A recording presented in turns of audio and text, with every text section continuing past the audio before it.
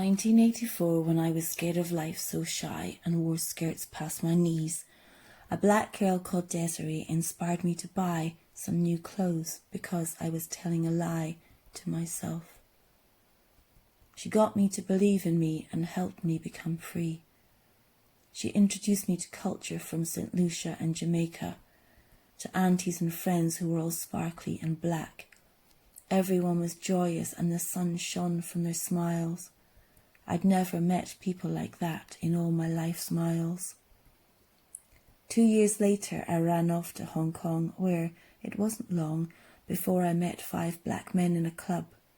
We danced all night long, and I exchanged numbers with Kent, who seemed very intent on making my acquaintance, even though he thought I might be high maintenance.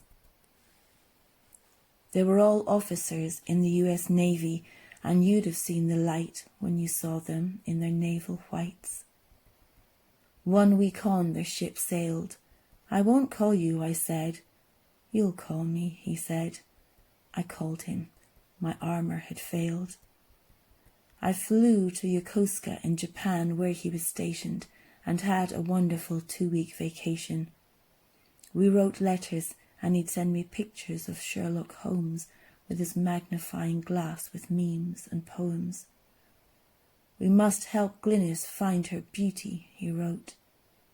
All my life I will remember that quote. We stayed dear friends throughout the years, and I never thought to have fear for him. 1 year he was back in Hong Kong on R&R.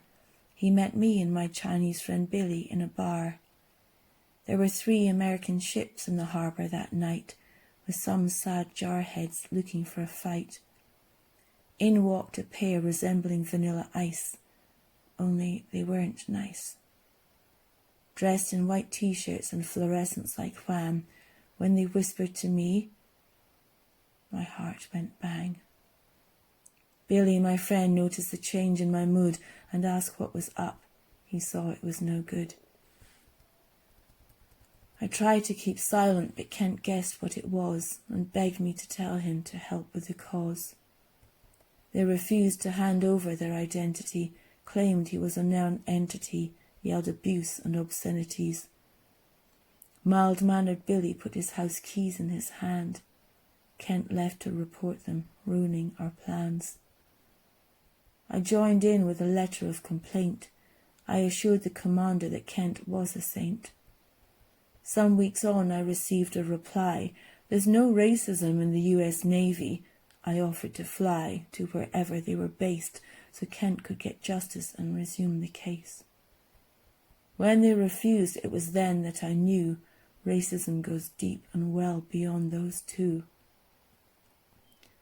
Kent left Japan and moved back to the States. It was there in his homeland that sealed his fate. It was 1996 and my belly was swollen. Kent's brother wrote explaining his life had been stolen. Cops were called because a black man was shouting. And there's no doubting their agenda. Police officers protect? What pretenders? His hands were in cuffs, his ankles in bracelets. Not enough they got out the mace so tasteless.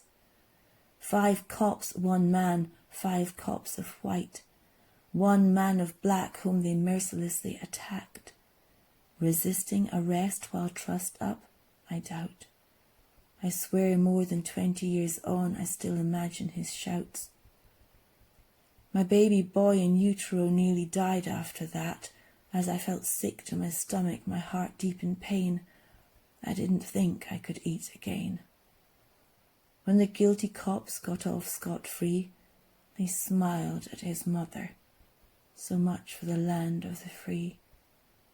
But in case you want to give the UK a pat on the head because you think it's only America that make black people dead. Since 1990, 1,500 in police custody in the UK have died, yet how many cops have been tried? Over 500 were black or people of colour. 14 is the percentage in the UK population. You might think we were back on the plantation. I know not all cops are bad. I have friends in the police, but this is too sad. We've got to do better, stand up for what's right. Peaceful is good, but it is now a fight.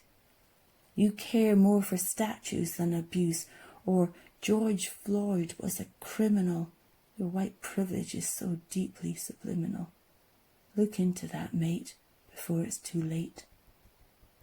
Separation's an illusion. There can't be seclusion, exclusion, 'cause we're just one race, regardless of the colour of your face.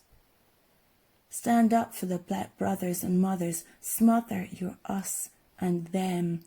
Celebrate the first people as kings and queens in a diadem. That doesn't make you less, but racism is an oozing abscess.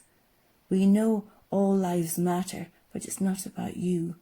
It's about standing together and speaking the truth. Thank you to any cop who stood up to his mate when he was beating a black man as was full of hate. Thank you to those who speak up for equality instead of focusing on frivolity. Thank you for knowing this world is all one. It will be reality before I am done.